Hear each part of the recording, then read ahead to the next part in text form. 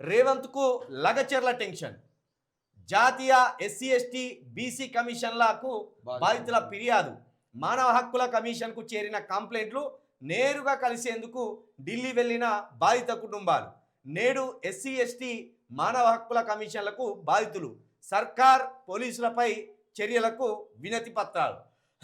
లగచెర్ల ఘటన ముఖ్యమంత్రి రేవంత్ రెడ్డికి ముచ్చమటలు పట్టిస్తుంది. ప్రభుత్వ తీరుపై రాష్ట్రంలో నిరసనలు వెల్లువెత్తుతున్నాయి. బాధితులకు అందరూ అండగా నిలుస్తున్నారు. మరొక వైపు ఈ ఇష్యూపై ఢిల్లీ స్థాయిలోనూ చివాట్లు పడేలా కనిపిస్తున్నాయి. బాధితులు, బాధిత కుటుంబాలు, ఫార్మా బాధిత గ్రామాల ప్రజలు జాతీయ ఎస్సీ ఎస్టీ బీసీ కమిషన్లు, జాతీయ మానవ హక్కుల కమిషన్ తలుపుదడుతున్నాయి. నేడు ఏకంగా జాతీయ ఎస్సీ ఎస్టీ కమిషన్ సభ్యుడు లగచెర్లకు వెళ్తున్నారు. ఇది ఎంత సిగ్గుచేటంటే, మనకున్న సమాచారం ప్రకారం రేవంత్ రెడ్డి గారిని ఇటు రాహుల్ గాంధీ కావచ్చు, అటు సోనియా గాంధీ కావచ్చు, చాలా తలంటినట్టు కనబడుతుంది.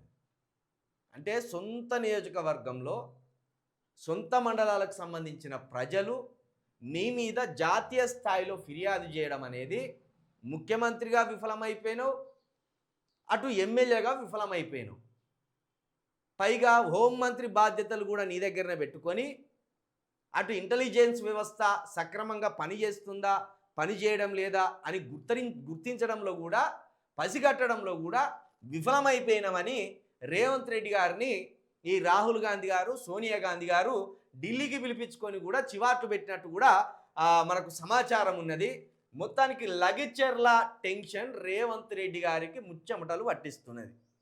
ఎందుకంటే గతంలో ఏ ముఖ్యమంత్రికి సంబంధించిన సొంత నియోజకవర్గంలో ఈ స్థాయిలో నిరసనలు వ్యక్తం కాలేదు.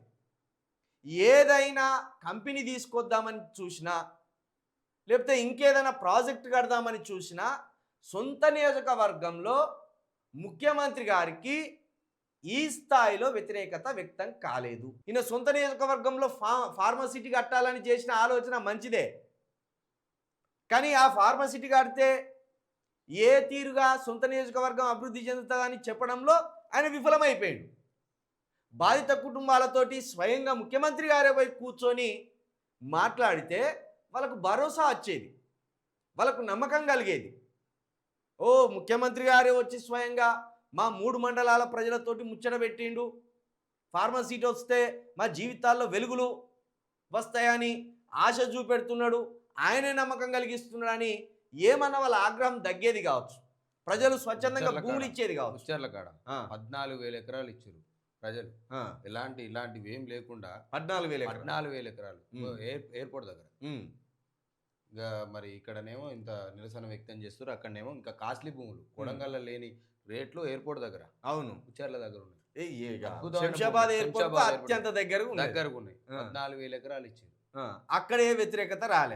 ఒకవేళ వ్యతిరేకత వచ్చినా ఆ వ్యతిరేకతను పరిష్కరించారు గత ప్రభుత్వం. కూర్చోబెట్టి పిలిపించుకొని మాట్లాడి వాళ్ళకు ఇచ్చారు, మద్దతు ధర ఇచ్చారు.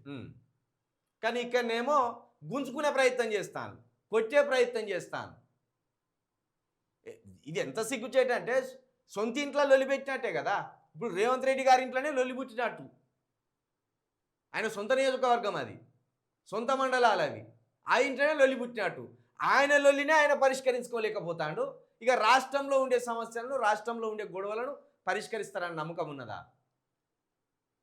మొత్తానికి లగచెర్ల టెన్షన్ ఒకటి పట్టుకున్నది. మొన్నటిదాకా హైడ్రా టెన్షన్ ఒకటి, ఆ మూసీ టెన్షన్ ఒకటి, ఇప్పుడు లగచెర్ల టెన్షన్ ఒకటి. మరి ఉంటుందా సీఎం సీటు, ఊడుతుందా, సంవత్సరం పాటైనా ఉంటాడా రేవంత్ రెడ్డి గారు అనేది చూడాలి.